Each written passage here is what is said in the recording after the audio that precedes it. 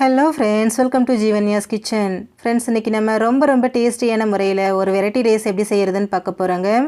Lunch box கட்டுறதுக்கெல்லாம் ரொம்ப பர்ஃபெக்டான ஒரு ரெசிபி.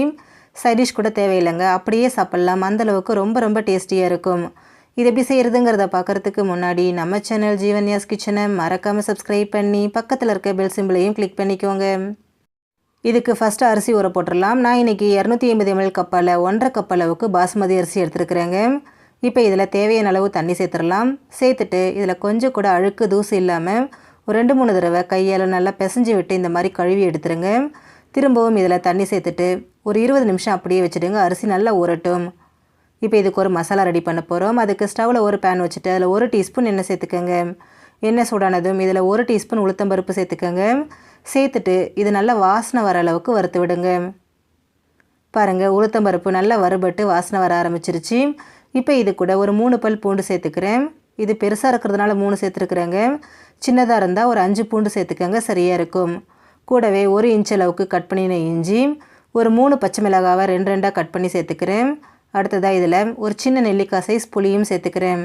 சேர்த்துட்டு அந்த இஞ்சி பூண்டு பச்சை மிளகாவோட பச்சை வாசனை முழுமையாக போகிற அளவுக்கு இதை நல்லா வதக்கி விடுங்க. பாருங்கள், எல்லாமே நல்லா வதங்கியிருக்கு. அந்த பச்சை மிளகாவோட நிறம் மாறி வந்திருக்கு பாருங்கள். இப்போ இது கூட நல்லா 1 கைப்பிடி அளவுக்கு மல்லி இலையை சேர்த்துக்கங்க. இது கப்பளவுன்னு பார்த்தீங்கன்னா 1 கப் இருக்குது.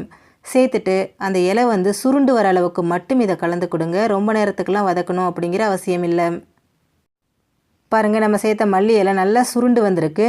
இப்போ இது கூட ஒரு 1/2 கப் அளவுக்கு துருவின தேங்காய் சேர்த்துக்கங்க.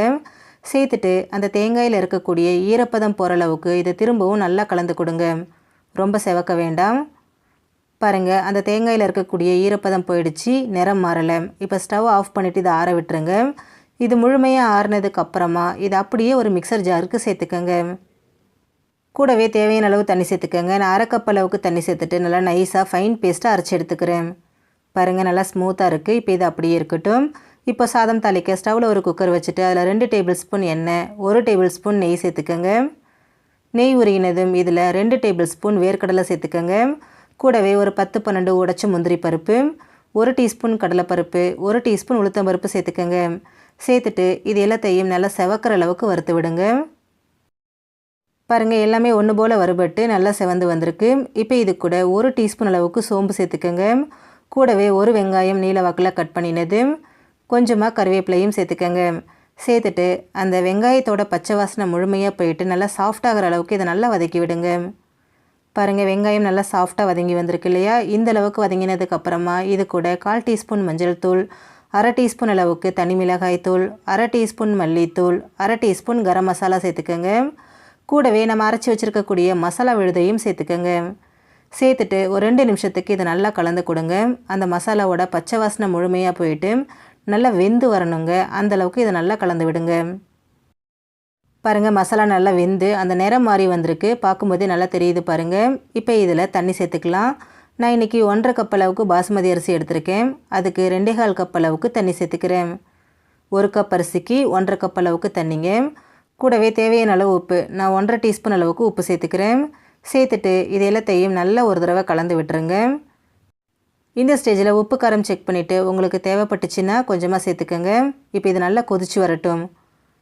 பாருங்கள், தண்ணி நல்லா கொதிக்க ஆரம்பிச்சிருச்சு. இப்போ இதில் அரிசி சேர்த்துக்கலாம். நம்ம ஏற்கனவே ஊற வச்சுருக்கிற அரிசியை தண்ணியை வடிச்சிட்டு இதில் சேர்த்துக்கலாங்க. சேர்த்துட்டு திரும்பவும் ஒரு தடவை இதை பொறுமையாக இந்த மாதிரி கலந்து விட்டுருங்க.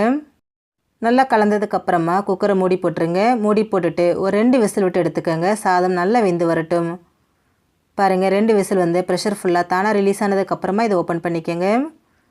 சாதம் நல்லா வெந்து வந்திருக்குங்க. கொஞ்சம் கூட குழையவும் இல்லை, அடிப்பிடிக்கவும் இல்லை. இப்போ இதை பொறுமையாக ஒரு தடவை கலந்துட்டு நம்ம சுட சர்வ் பண்ணிக்கலாம். இதுக்கு சைடிஷ்லாம் தேவையே இல்லைங்க, அப்படியே சாப்பிட்லாம். ரொம்ப டேஸ்டியாக இருக்கும். லஞ்ச் பாக்ஸ் கட்டுறதுக்கும் ரொம்பவே பர்ஃபெக்டான ஒரு ரெசிபி இது. ஃப்ரெண்ட்ஸ், நீங்களும் இதே போல் மல்லி சாதம் செஞ்சு கொடுத்து பாருங்கள். எல்லாருமே விரும்பி சாப்பிடுவாங்க. ஃப்ரெண்ட்ஸ், இந்த வீடியோ உங்களுக்கு பிடிச்சிருந்தா லைக் பண்ணுங்கள், ஷேர் பண்ணுங்கள், கமெண்ட் பண்ணுங்கள். ஜீவன்யாஸ் கிச்சனை சப்ஸ்கிரைப் பண்ணி பக்கத்தில் இருக்க பெல் சிம்பிளையும் கிளிக் பண்ணிக்கோங்க.